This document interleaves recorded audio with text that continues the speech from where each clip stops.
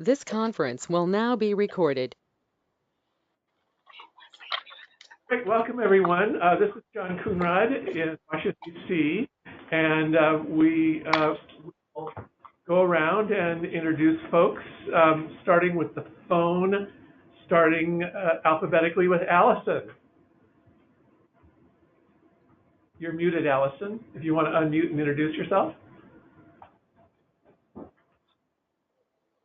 You're still muted.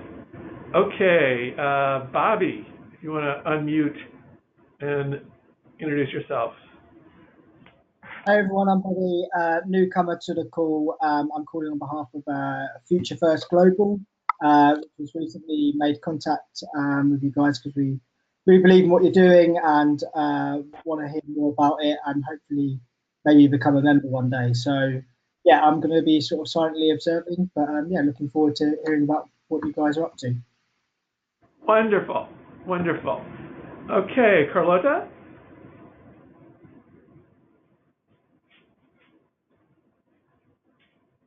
Carlota, you're muted. Okay, somebody with a dog? Great. Okay, so Global Giving, Allison, do you want to unmute and introduce yourself? I got 20 people online. Hi, this is Allison from Global Giving. I'm on the phone. Wonderful, thanks so much. Brian? Hi, everyone. I'm Brian Vianney, Leadership and Training Strategic Advisor from Neuro International. Great to be here. Thank you. Wonderful, Brian, and we'll hear from you shortly.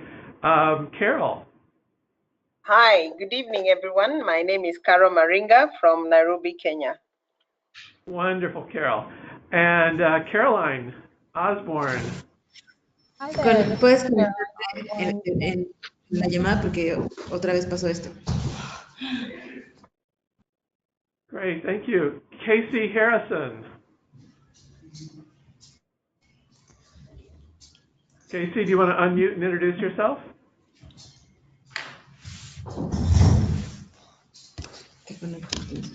Okay. Diana and Sylvia, want to introduce yourselves? And then after you do it, please mute. Ahí está. Diana, are you there? Oh, now you're muted. Oops. Gunjan, you want to introduce yourself? Sorry, John, we have a little issue, a technological issue here, but here we are, Diana and Silvia from the Hunger Project Mexico. Okay, wonderful. Thank you. We'll hear from you shortly, too, with your breakthroughs. Gunjan. Okay, not hearing you, Gunjan. Jean? Hi, this is Jean Manny from Restless Development. Wonderful to have you with us, Jean. Okay, Hanukkah, I'm not sure I'm pronouncing your name right. You want to introduce yourself? Yes, this is Janneke from the Hunger Project in Netherlands, new at the team, so I'll be listening in. Janneke. Great to have you here. Kate?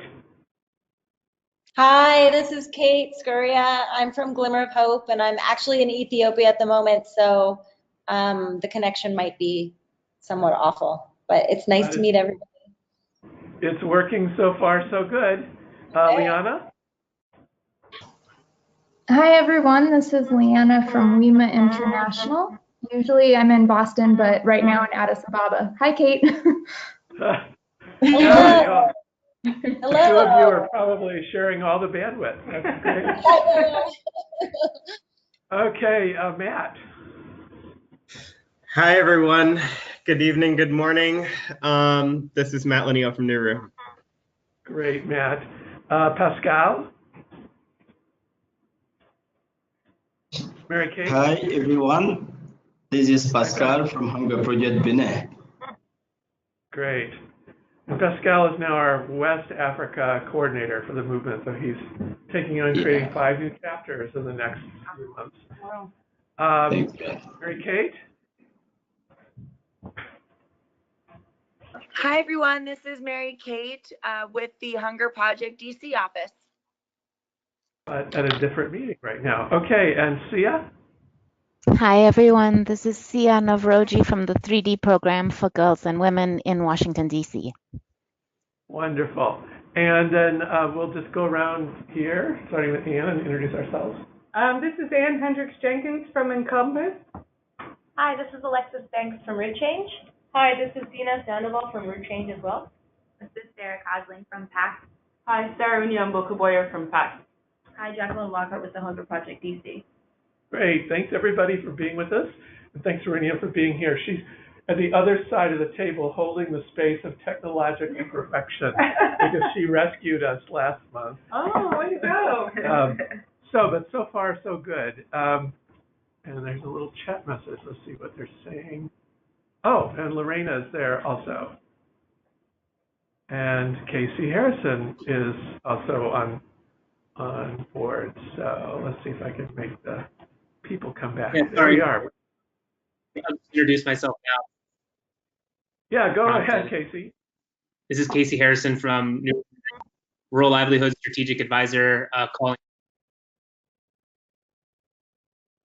calling from Nigeria. So, but we'll be hearing.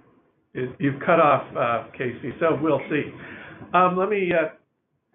So we've done welcomes and introductions. I'm going to update us on where we're at with our 16 days of activism against gender-based violence campaign, which is off to a good start, but I need all of your leadership, friends, relations, Facebook pages, Twitter feeds to really use this as an opportunity to raise our profile. We'll look at where we're at on our goals and activities. A number of people are going to share breakthroughs, and then we have a special presentation from Nuru on their methodology. And then we'll look at the future advocacy moments that are coming up and decide whether or not to meet on Christmas or not. So we have a big agenda. So first of all, the 16 Days campaign, it has its own little menu item on the website. Today is day 4. We picked historic dates whenever possible, and today is the day 99 years ago that the first woman was elected to the British Parliament. Oh, so, wow. Now, U.S. women at that time didn't even have the vote. So we'll discuss that and what it means for halting violence to have women in charge in today's post. So this over here is the past week of statistics for our little website. You'll see that both Monday and Tuesday were much better than previous Monday and Tuesdays, but they're nowhere as awesome as when Sarah posted the ad on DevX for the merger with Locus, and we had 2 really twice as good as normal weeks on our web statistics. So I think if we all work on this, we could have a week that topped that week. We had a week of more than 2,000 views on the website, and we could conceivably do that but we would need to sort of up our game into the 400s per day to get there. We'll see. But that's the news and statistics. Then in terms of where we are, as you've all read, and some of you are new, but on our website we have a manifesto, and it has 5 goals, of which this first one, Voice and Agency for Women, Youth, Marginalized Groups, and the decisions that affect their lives, is our first goal, and that's why participating in 16 days of activism against gender-based violence is so critical, because violence and the ever-present threat of violence, which you all, I'm sure, have experienced, is a lid on women's participation politically worldwide. So, which starts in the communities. So it's very relevant to us. Getting adequate community finance. Carol's on the phone from Kenya, where they are the only country in sub-Saharan Africa with 20% of public resources going to the counties. Good local governance, quality public services and resilience are our goals. Our activities to get there, I've highlighted 3 of them because today's sharing and learning from each other is one of our principal activities, and we'll hear in a moment. And Brian, I know you all have another call as well. You can do your presentation anytime you want in today's call, so just pipe up and tell me when it works for you to do it. So we'll hear from Drew. Thanks. And then we'll also hear from the co-chairs of our research and learning agenda. And then we'll hear on some breakthroughs in forming consortia of implementing together for larger scale impact on mobilizing and empowering communities. But first, you saw in the email before last, and this happened while I was in the hospital. While I was in the hospital, the randomistas at 3IE dropped a report saying that all this empowerment stuff doesn't make a difference. And it erupted on Duncan Green, who's one of my heroes, one of the people who really pushes the envelope on discourse on development. This is his blog post, and it has about 1,000 comments under it. Yeah.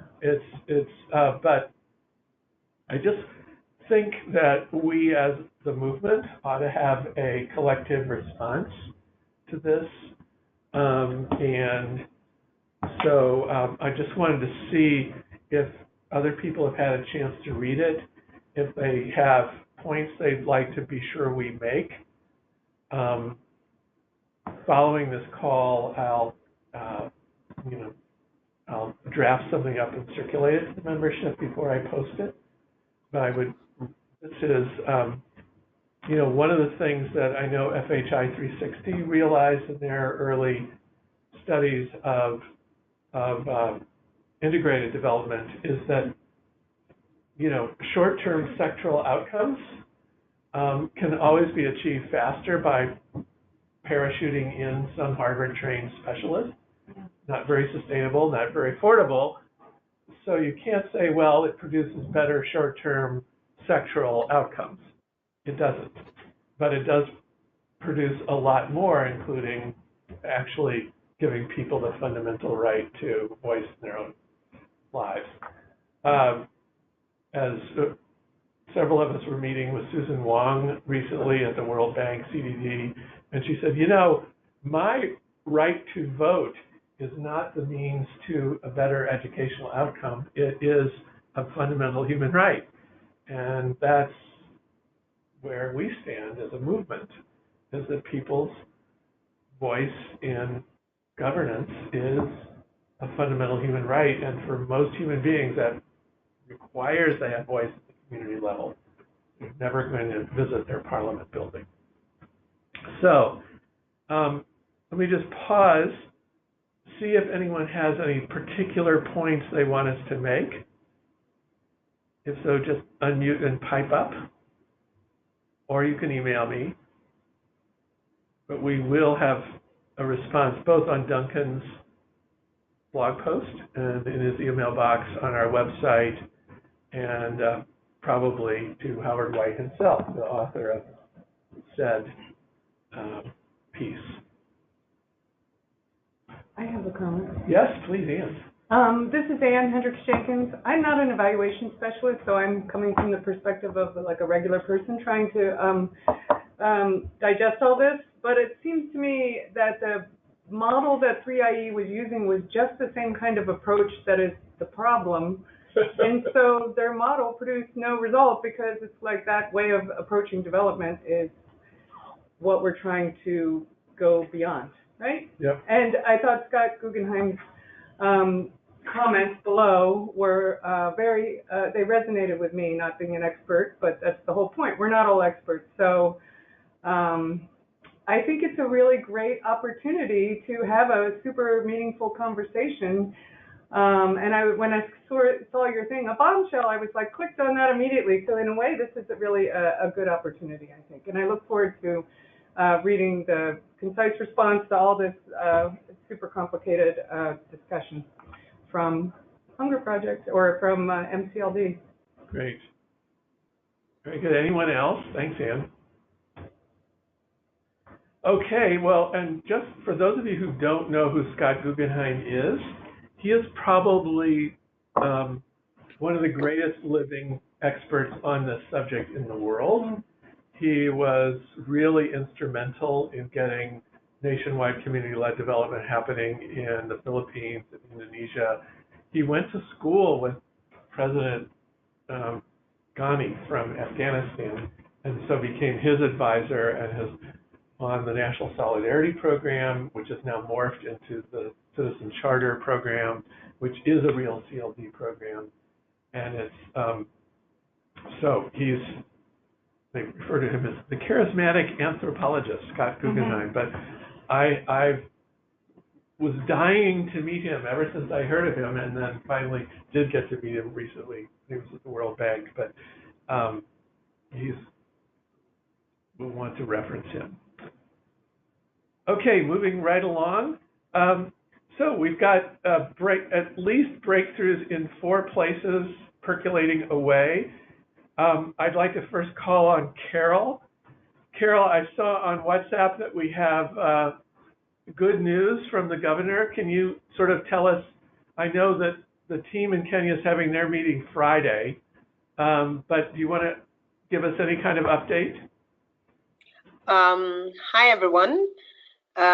Thank you, John, for this opportunity. And yes, once again, I really want to appreciate the efforts that the team here is putting together to try and launch the CLD Kenya chapter.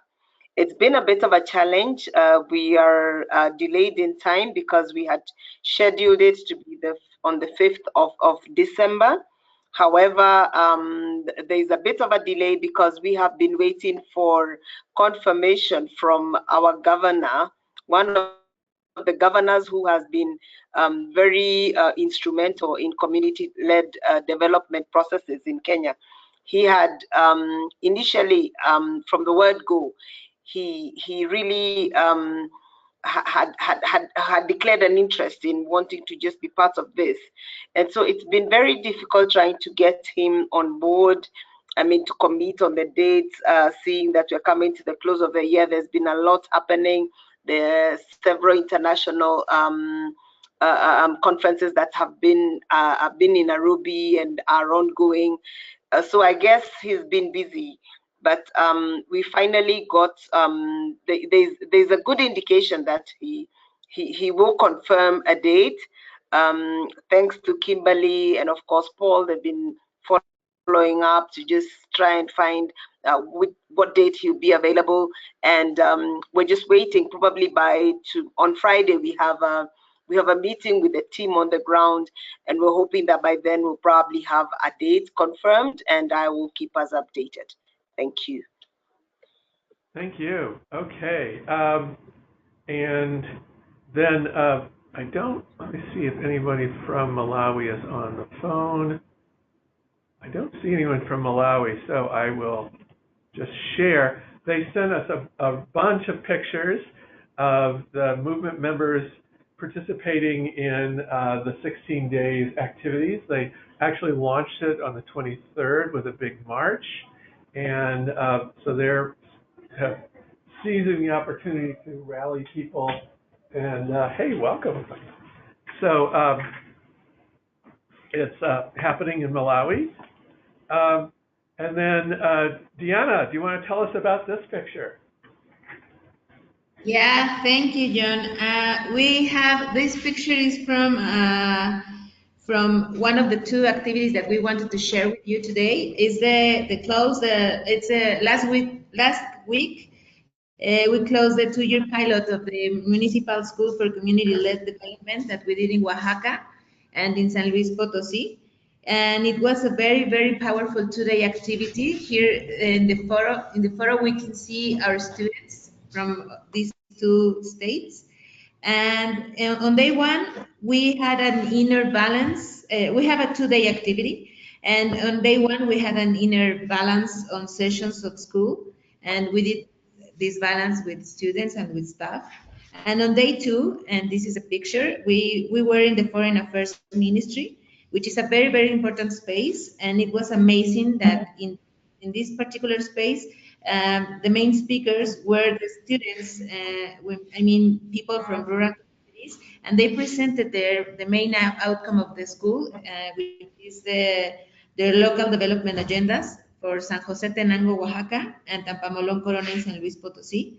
And we heard testimonies of a group of students from each of these states about the significant changes they have had in their lives after having participated in the school, and how the knowledge and skills learned will strengthen their collective action to achieve their community's vision.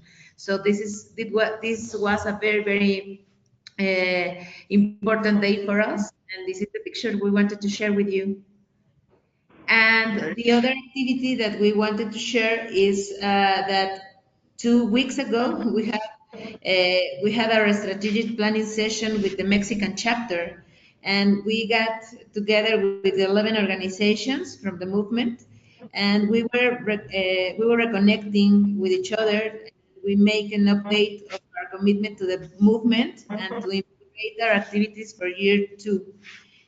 So we work on our 23rd vision, and we start to define all the transformations that we need to work on for achieving it. So we are working on this plan. It's not over yet, and we're going to have a meeting next week in order to be able to complete the specific steps to take into 2019. But it was very interesting and powerful space because we have an amazing opportunity to get together with colleagues and allies who share a view and a need for changing the current development model. So it was also an opportunity for us to keep working on accelerating the movement. That's fabulous, Diana. Thank you.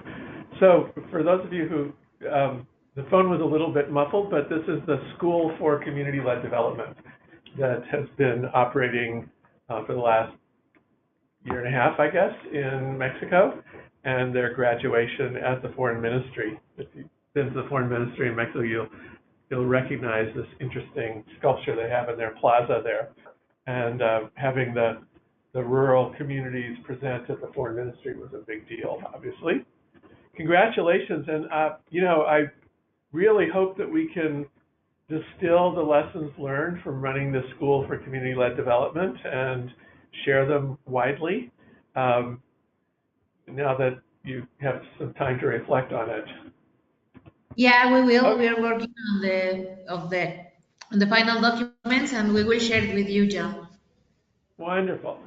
And I'll share it with everybody. So this happy-looking group is in Zambia, where they are taking up, they've just completed a series of meetings to launch a consortium effort for community-led development in Zambia. And Marissa, do you want to tell us about how the meetings went? It was, one of the things I heard was that the human saga of creating an actual consortium of, jealously proud NGOs is not an easy thing. So Marissa, and recently married Marissa, by the way, she's just got back from honeymoon. Marissa, what can you tell us? You're currently muted. Hi, John, can you hear me now? Yes. Thank you. So we had a very exciting 2 days here in Zambia, starting from the 26th to the 27th. As you can see from the pictures, we have their staff members from HAIFA International, Restless Development, and THP. So maybe just a bit of a background. I'm not sure if you've given it. Sorry, I lost network at some point. So the 3 organizations were actually part of the community-led development movement are developing a partnership. And the intention of this partnership is basically to assist the government of Zambia end poverty and hunger by 2030. this is a very big deal for our government. So our government have actually called upon organizations such as Restless Development, HEIFA, and more others to be a part of this big agenda of ending hunger and poverty by 2030. So the two-day meeting was basically intended to co-create a model that we can use for the next 5 years to end hunger and poverty here in Zambia. The meeting was very productive, intense, but very, very productive. And we actually found out that our models are actually very much aligned, and that made our work very, very easy. But also to mention that creating a partnership is not as easy as maybe we all thought, because there are certain things that we take for granted to think we know, but then if we don't clarify that at the beginning of a partnership, may present challenges later. For example, the use of terminologies, like how do we define a volunteer under THP, how do we define a volunteer under Restless Development, and how do we define a volunteer under HEIFA?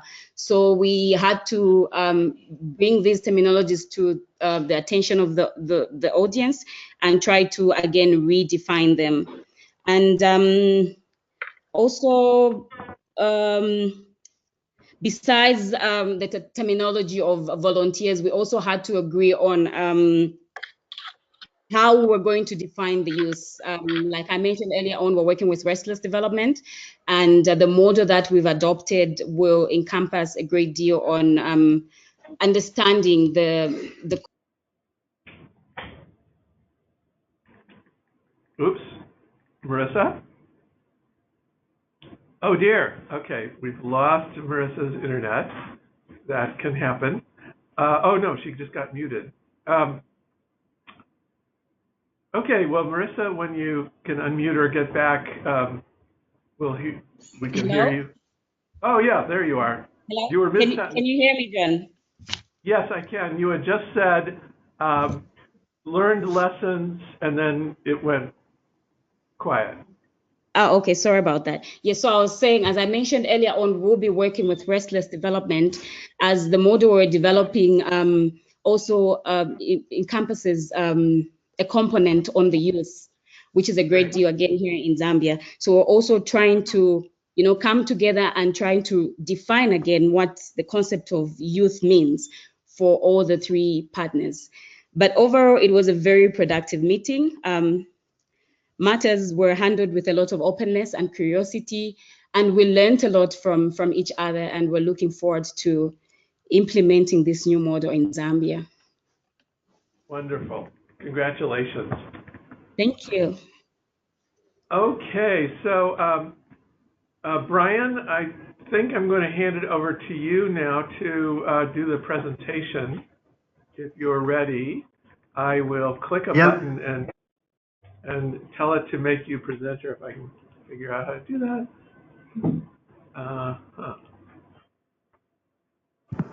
I think there's a button on my screen where I see that. Yeah, okay. I just made you the presenter.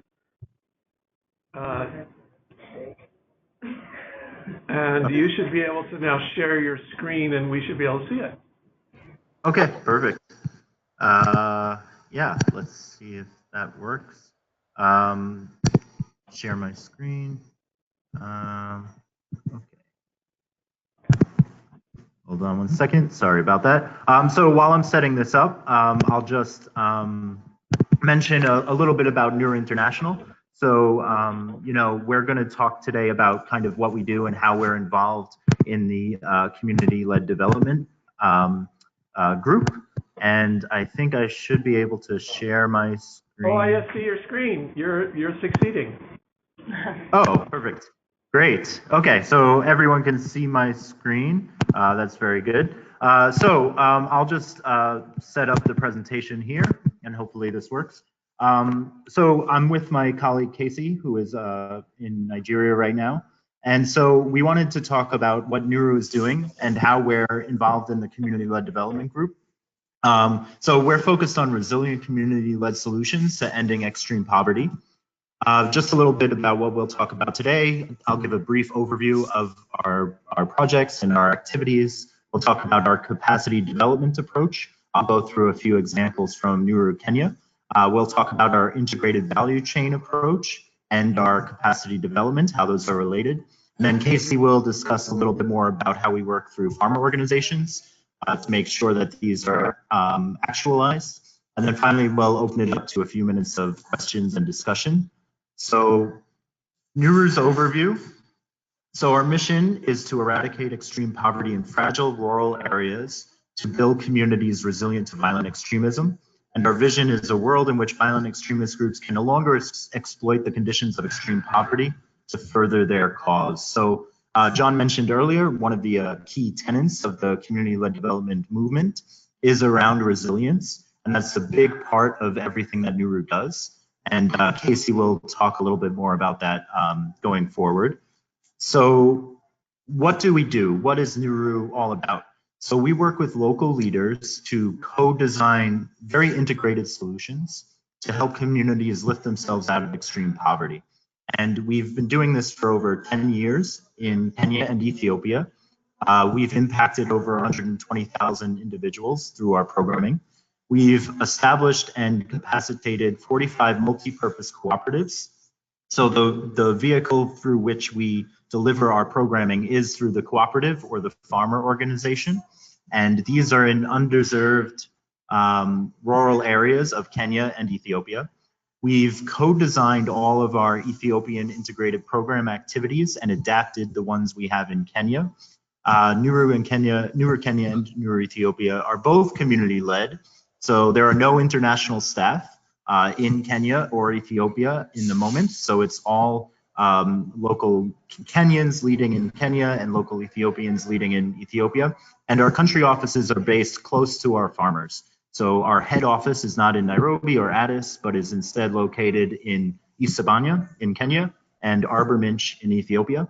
And this helps us get a better sense of what our farmers need, what the needs of the community are, and how we can really tailor our programming to those needs, being based closer to those people we work with.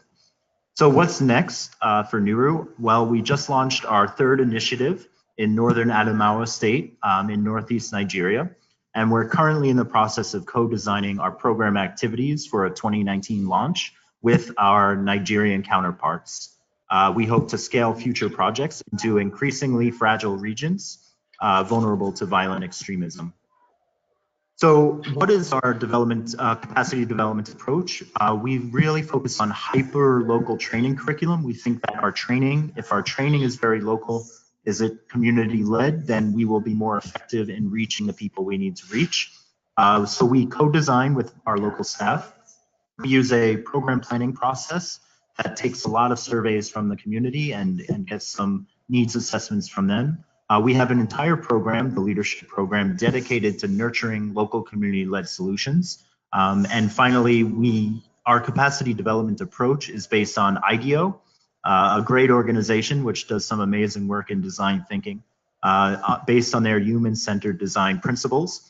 We start with an ideation, we prototype, we get feedback from the community members themselves, we iterate, we implement, and then we observe, collect feedback, and adapt our programming accordingly. So who do we help to capacity develop, and what groups do we work with?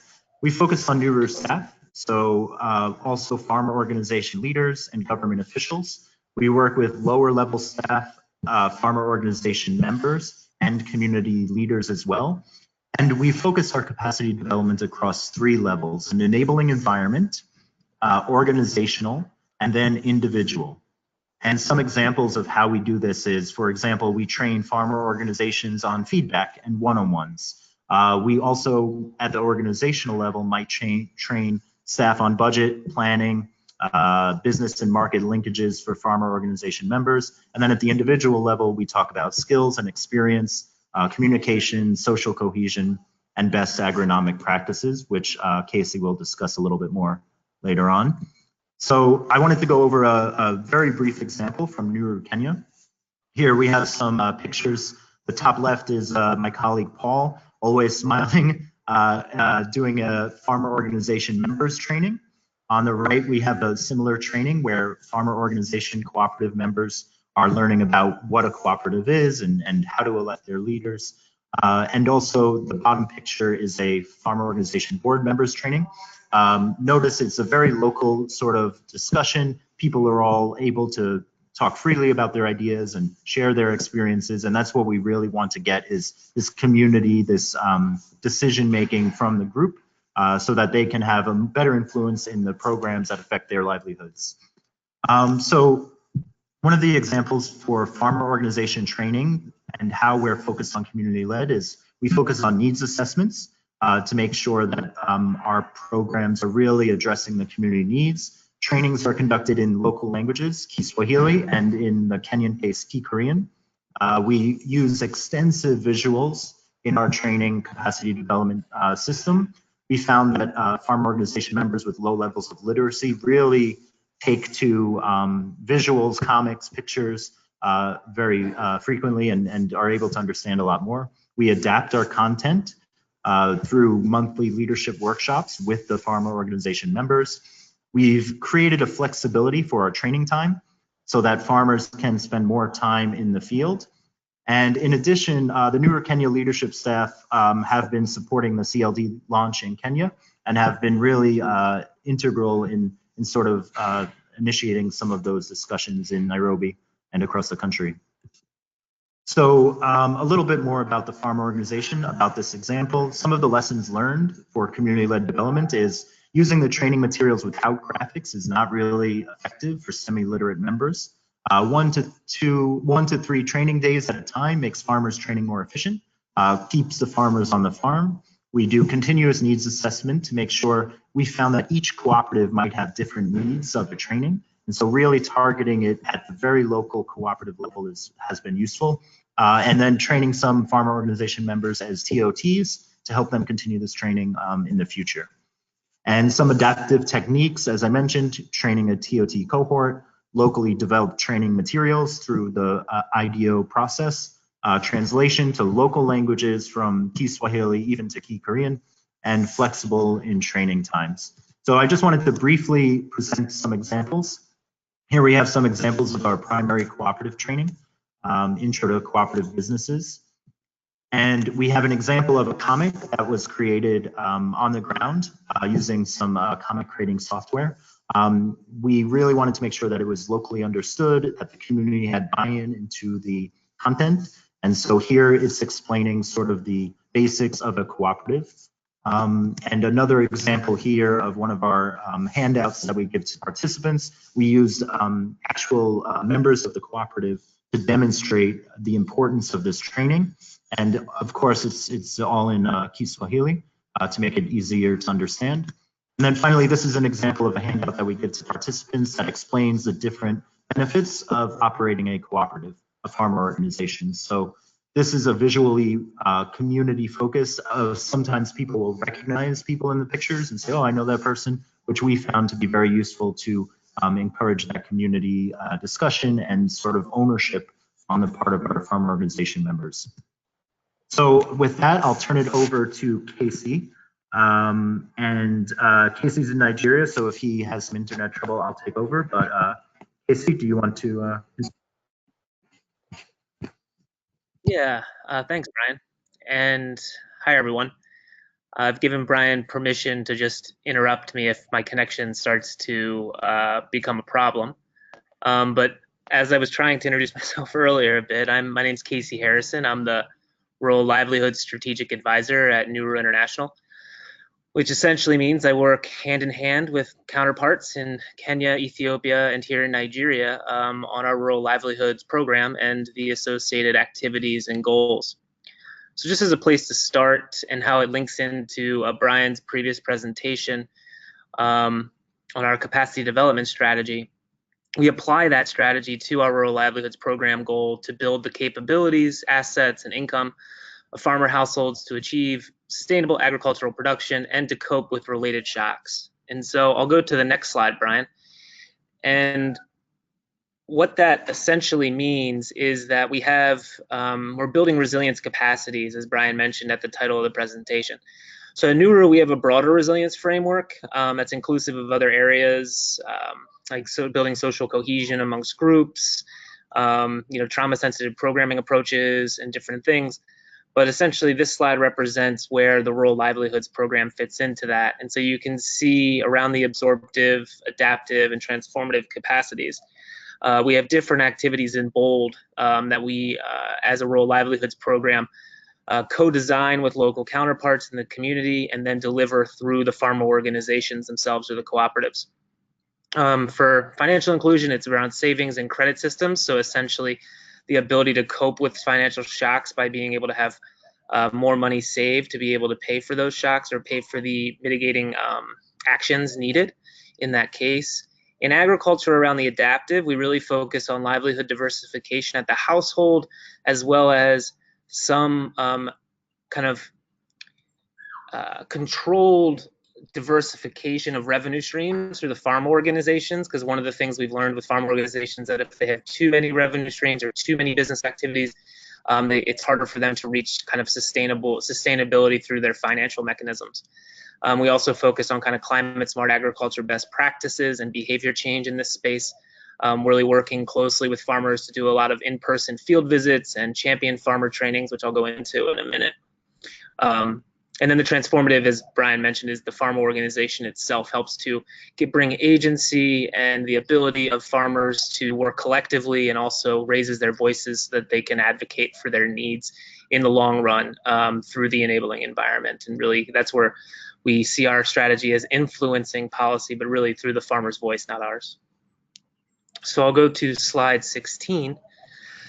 Thanks, Brian. And you'll see here kind of where our value chain approach fits within that resilience framework and the program goal. And so, as Brian mentioned, everything is intentionally co-designed, both from the beginning, but also through adaptive management techniques that we, sorry, there's a dog nearby. And so adaptive management techniques that allow us to continuously improve our program activities.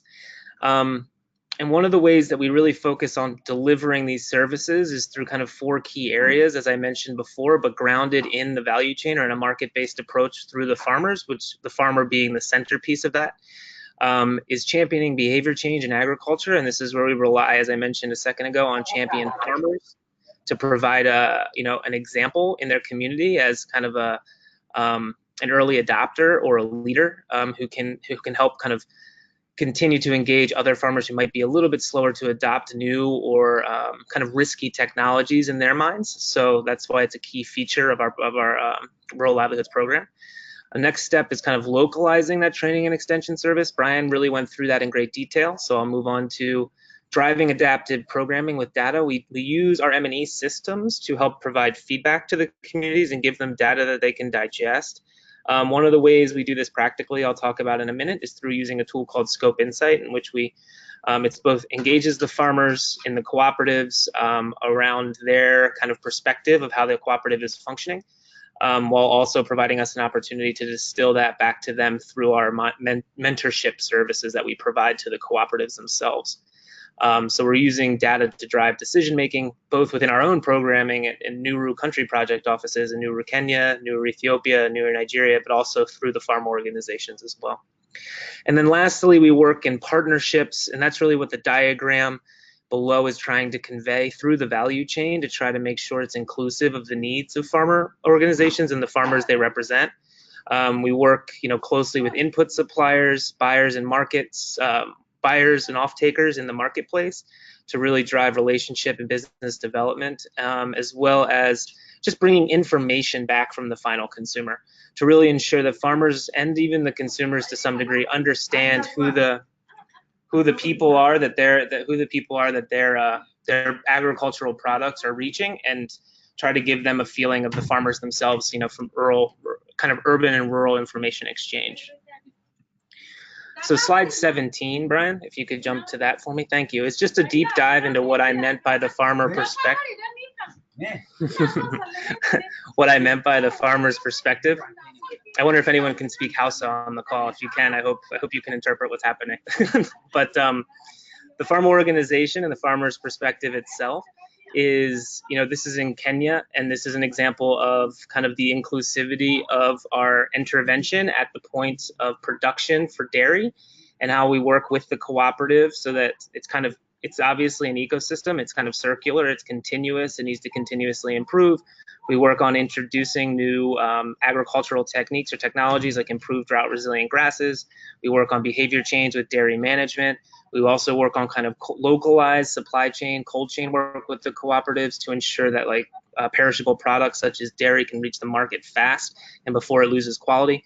And then also working on chilling technologies and coolers and using the cooperative and the collective action element of that to help ensure sustainability of the managed assets. Slide 18, Brian, if we can just jump to the next one. This is where we start to just get into our philosophy and framework around sustainability, which is really focused on mentorship and measurement. So I'm going to start with mentorship here. And this is a guiding framework or guiding principles. In Kenya, this is how it has kind of evolved based on a lot of the things Brian talked about, kind of an iterative process of engagement with the community and taking their feedback and then identifying where we really need to emphasize and put resources in. But in general, where the process begins in year one is monthly leadership and management training and workshops that are led primarily by NURU staff only. Then you get to year two, and this is where we start to develop a pipeline of leaders. And we use TOT facilitation processes and skill development to develop those leaders, as well as direct trainings. And we work not just with the leaders of the cooperative, like the management committee or the board of directors, but we also work with some of the members, those emerging leaders that Brian identified earlier, themselves are included in those, so that if you have turnover in the cooperative, there are people who have the capacities that are being developed to step into those roles. And that's really a shared co-facilitation process in year two. In year three, we focus around monthly training workshops. We continue these activities based on a menu of topics that the leadership team in Kenya will help to identify through their process, their iterative process. And this is, again, shared leadership, but really we start to pass it over to the FO members and their managers to take the lead on the facilitation at this point. And then year 4+ and year 5+, the reason the pluses are there is because we don't like to prescribe to a very specific 5-year plan. We want to make sure that there's flexibility for where there might be issues that arise, unknown risks or things that are maybe impacting motivation in a singular year. Maybe it's a drought, maybe it's another shock or stress, and we want to make sure we build in the ability for people to rebound from those things in real time. And that's why having this kind of mentorship capacity or this mentorship strategy allows us to help them address those things as they come up. We also provide in year 4, we start doing spot checks to ensure that the cooperatives are continuing to take forward the activities that were transferred to them.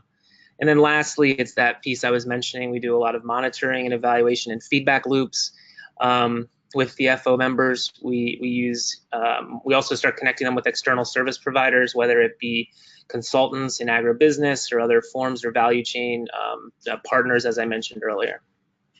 So jumping to slide 19, the sustainability element of measurement, like I mentioned earlier, we use a tool called Scope Insight.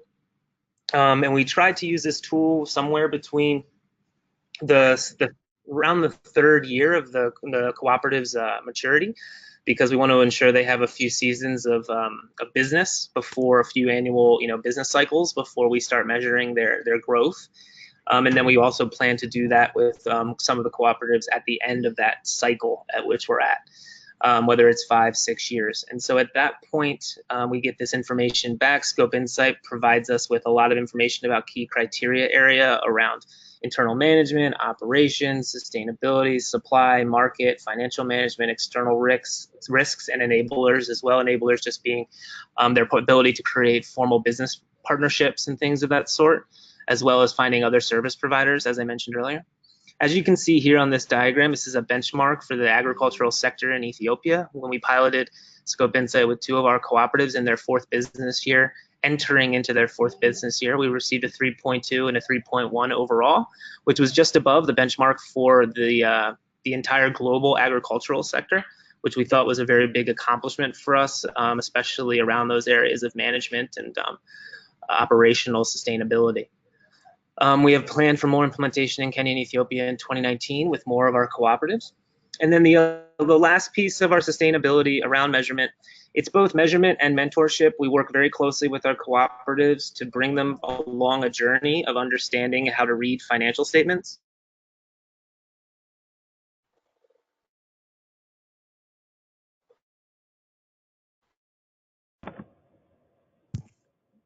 I think Casey out there. Yeah, sorry.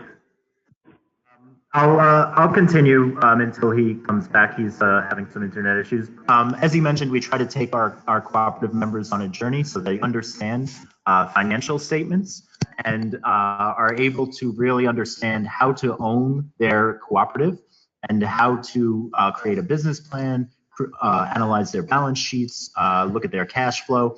And this is a process where we are constantly communicating with them and doing refresher trainings to get the issues that are challenging for them and to make sure that they're linked to sort of these external markets and to continue to sustain their cooperative in a way that they see fit, which crops they want to use, how they want to sell them, those kind of things.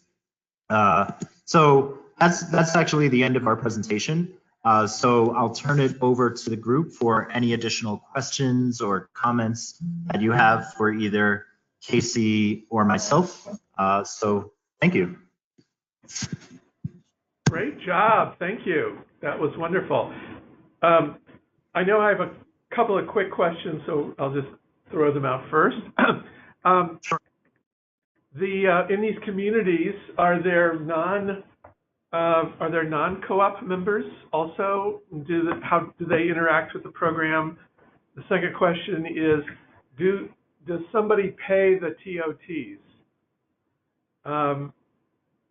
And do you see any impact on other sectors like health and education? Those three questions.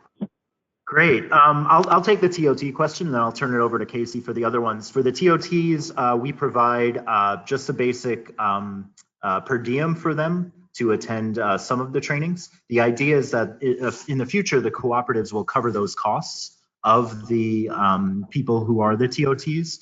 We've had some challenges in terms of getting people motivated to attend the TOT without providing comprehensive per diem or those transport costs. We also have tried some exchange visits where we bring a group of TOTs to a central location.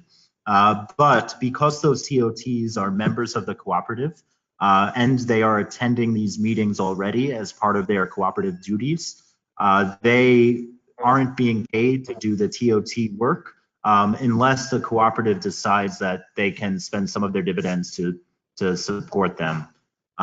So as of right now, no, but the hope is that with more sustainable cooperatives and more profitability, that they will get some compensation for their time doing those trainings. But we've selected TOT members who are more self-motivated, who want to do that, who are attending all of the meetings, who are active in the cooperative.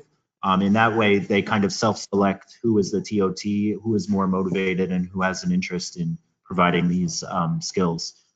For the other two questions, I'll turn it over to Casey.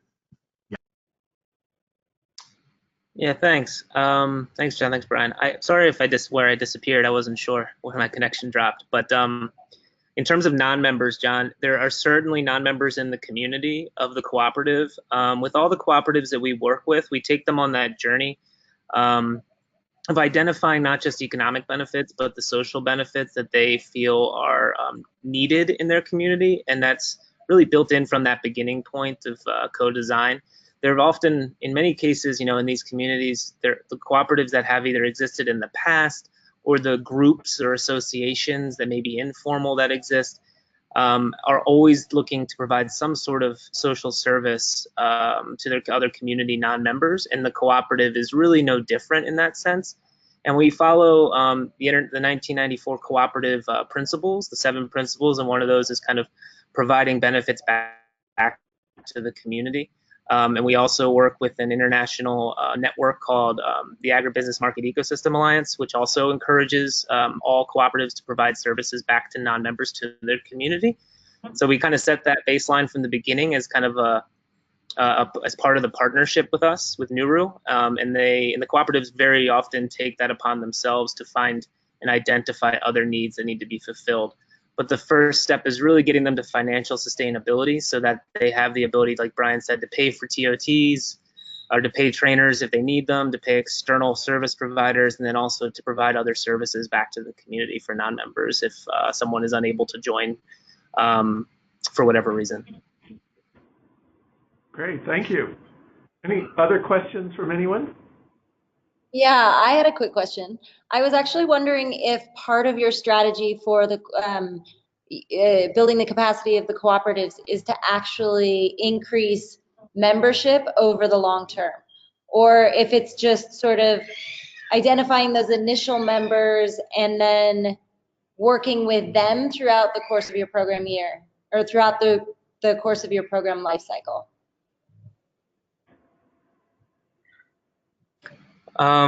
Sure, I can. If I'm still having connection, I'll start this one off, and Brian, feel free to follow up. Go for it. Yeah, so it's not, our program doesn't really have a specific life cycle. So we're really focused on working with the community through our Nuru country project.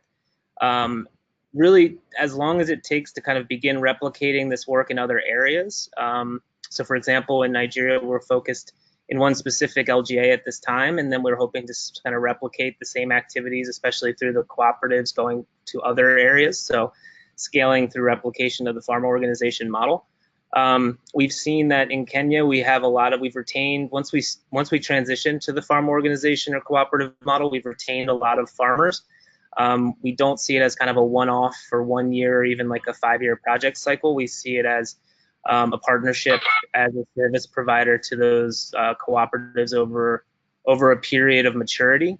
However, we do communicate with them clearly over time as to the need. Nuru will begin to sort of transition its services as an NGO away from subsidizing some of the activities, as Brian mentioned, with paying for some of the trainers to be coming in, or whether it's in the rural livelihood space where it's like asset injection, cash injections through the cooperative that are used for loans to the farmers for asset purchases, whether it's inputs or dairy cows or whatever it might be. So there's always this intentionality of the sequencing of our activities, but we don't necessarily put a time limit on it, and we have that's just there to kind of convey the intentionality of the sequencing itself, not necessarily to convey a deadline, a hard deadline.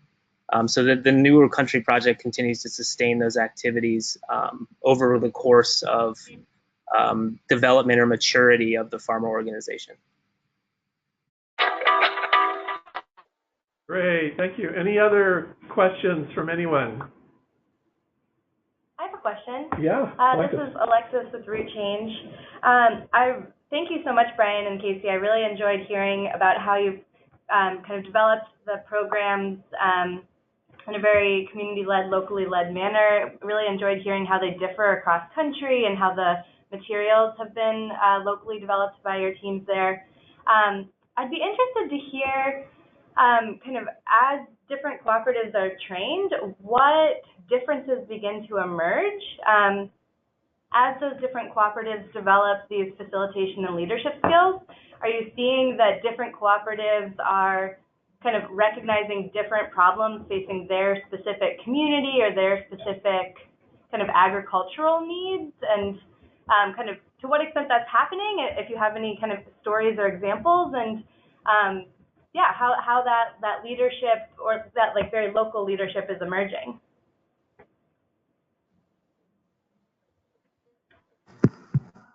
Yeah, I could try to answer that question, and then I'll turn it over to Casey. Yeah, I think the main difference that we found is sort of twofold. One is that there are different issues in terms of, for example, they're building trust may be an issue in one cooperative, but not in another. And so really figuring out what those needs are.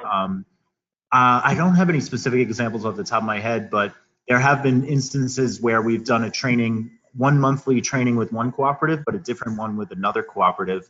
And what we hope to get is to provide a menu of options for the cooperatives where they can choose what they want to learn about and what is most relevant to them at that time. And we also do that with our crop packages, where we offer them a menu of choices which they can vote on, select, and decide what they want to do. And so right now in Ethiopia, where we have different crop packages that we hope to expand and develop more for different cooperatives. For example, we work with highland cooperatives and lowland cooperatives who have a different climate, who have different needs, who have different markets. And so giving them the options or these menu choices of both what they want to learn from a leadership perspective and what they want to plant has been kind of our philosophy and our approach toward that. Yeah, I'll turn it over to Casey. Actually, I'm sorry, but I have to jump off to join another call. So I thank you very much for your time, and I appreciate your concerns and questions. If you have any additional questions, feel free to reach out, and I'd be happy to talk offline about them. But yeah, thank you very much, and I'll turn it over to Casey to answer that question. Thank you all. Thanks. Thank you, Brian. Bye. And in fact, we're at the 11 o'clock hour, so I just want to acknowledge that. A few more things we want to cover. So if anybody has to leave, just feel free to slip off. You'll get the recording afterwards. But we do have a few more things to cover. Any final questions for Casey before we move on? Okay, well, Casey, thank you and good luck. And thank you. Hello. Hello, go ahead. Okay, this is Daisy from Uganda. Hi, Daisy. Hi, how are you? Good. Okay, mine was actually to appreciate the model, what Nuru is being able to do. And all through the presentation, I was appreciating and trying to relate to our work, which seems to be almost similar, and maybe doing, maybe we tend to maybe have more thematic areas. But my question is on, like, I don't know whether it was said, but maybe I may have missed it. But it is on how many members, what is the reach for Nuru? For example, how many people are in each cooperative, or how many cooperatives are you reaching? Generally, what is your reach in each of the 3 countries? Sure, John, I'll answer it real quick and then make sure you guys have time to get back to other business. So just to answer your question quickly, we have 45 cooperatives across the 2 countries right now, Kenya and Ethiopia, 14 in Kenya, and we're reaching out now to we're scaling to 31 this year, this coming year in Ethiopia, and we've identified those areas where we'll be establishing them with the farmers. In Ethiopia, the average size of our cooperative is about 250 to 300 members, somewhere in there. And then in Kenya, it's a little bit smaller. They're about 125 members each. We have the largest one that's about 300 and the smallest one that's just under 100. And so that's kind of the reach of those. In Nigeria, we're still in the design phase with the local community and our local staff. So we don't have any cooperatives yet, but we'll be looking and planning to begin rolling out our operations in 2019. So thank you for your question, and thank you everyone else for your time and your patience with my connection. I really appreciate it. Thank you, John. Yeah. Great, Casey. Thank you. And when your connection works, it's really good. Yeah. So let me just jump back here. Sia and Matt and Ian and Sarah has had to leave, but I don't know if Janet's on. I just wanted to hear from our research and learning working groups, upcoming plans. I had mentioned briefly the meeting that we had with the World Bank and Susan Wong, but anything anyone want to say about our upcoming plans or activities? Sia, Matt, Ann, any of you? I can. This is Ann Hendricks Jenkins, co-chair of the research working group.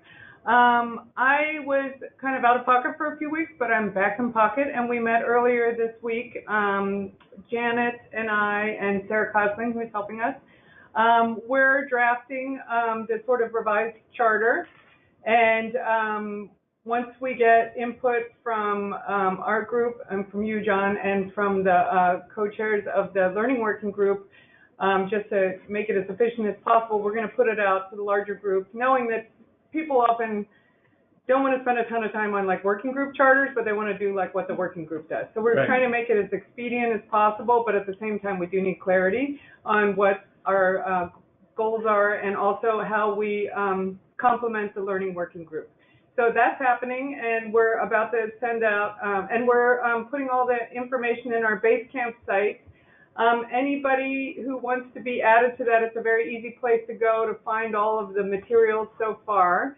And you can let me know or let Janet know or Sarah Cosling know. Everybody is welcome. And so there's going to be a little bit more coming out. We appreciate it. I got feedback on this Susan Long meeting with the World Bank. And like I said, I'm excited about this bombshell thing because I think it really highlights the need to have the research working group in this context to address these like super timely issues of research and evidence around community-led development. So I'll stop there, but please, I urge anyone to reach out to me who just, even if you just want to follow the progress or whatever, be in that site, you are welcome to. Super. Okay. Sia, did you want to add anything, or Matt? Sure, I can speak a little bit about the learning working group, and Matt, please chime in. Matt and John and I met yesterday to sort of move forward on plans for 2019. We really appreciated everybody's feedback through the survey and got a lot of validation for having a learning working group as well as a research working group. We are looking to have learning working group sessions in 2019 focused on 3 areas that were highlighted in your responses to the survey. The first was capacity development, which is an ongoing conversation, obviously, here. And the second is M&E, and the third is quite broad. It's lessons learned. We are planning to have the first learning working group session during our monthly call in February of next year. So planning is underway, and we will be reaching out to people who may be interested in getting involved in that. Matt, anything to add? Thank you, Sia. This is Matt Linnell from Nauru. The only thing I'd add is, yeah, that to reinforce the first event we're thinking of convening is, February 27th, and talking about capacity development. So we're just working on, it'll be in conjunction with this call, and we'll have an in-person element as well. Great, Matt. Thank you. Okay, so let me jump to the future. So we have, we're in the midst of this campaign, 16 days. I really, again, beg your participation and support. If you've written things that you want circulated or cross-linked, please let me know. It would just make a big difference to, I think we could have a burst of activity just by reinforcing each other's social media strategies. Then for those in the US, Interaction is having its CEO retreat in December. And on the last day of it, we're going to have a side meeting. So if anybody who knows a CEO who's in Interaction, we're going to be reaching out to them, and and just try to get them together, because what we learned in Kenya and elsewhere is that organizations in the field really need the green light of their headquarters CEOs to put the kind of energy in that it takes to make these things happen, as you heard from Marissa. There's this PMCH forum that's going on in New Delhi. I don't know if anybody from India is still on the line. No. Then in 2019, I have bought us a reservation for a side event during the Commission on the Status of Women. I already talked to Sia from the learning group, but we'll want to put together a dynamite panel of people who were on their own dime able to get themselves to New York and present. But we promised to deliver some exciting case studies on the primary theme of CSW, which is social safety nets, social protection. So how has community leadership led to greater inclusiveness for women and girls in social protection systems?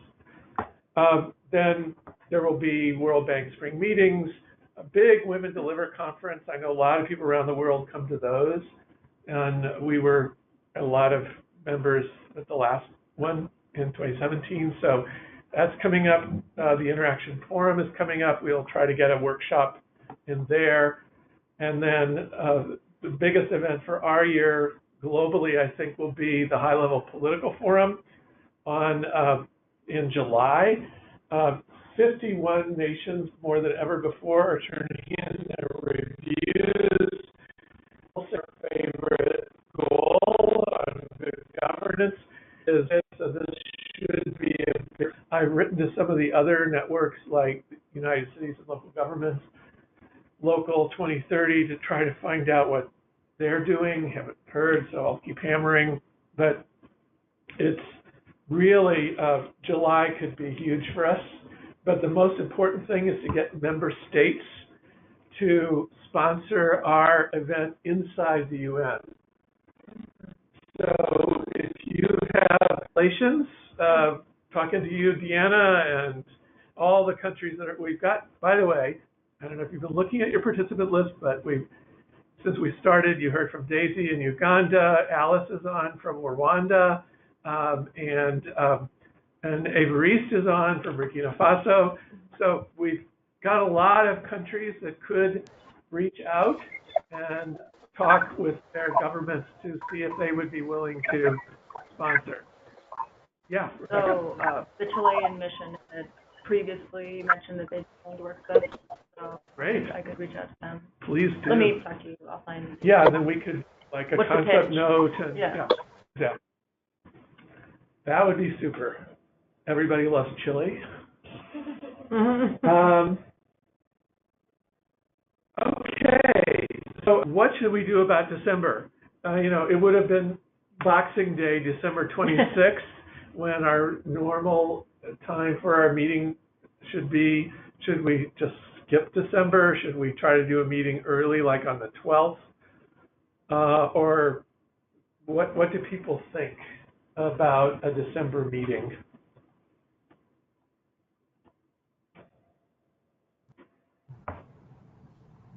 Just so you know, we are talking about the possibility of having a research working group meeting on December 12th from 10 to 11:30, if that would work with everybody. Yeah. We just talked about this week and haven't had a chance to reach out about it. But in that case, that could be the meeting. Yeah. And yeah, and then we could also, if we needed to include any other larger business as part of that, we'd be happy to do that too. Great. Okay, well, I think that sounds good. Any other?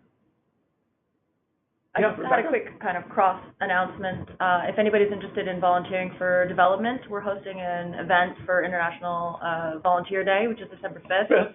Yep. Super. 10 to 12 at Service Year Alliance. We're going to have Peace Corps involvement, UNV, Volunteer Groups Alliance.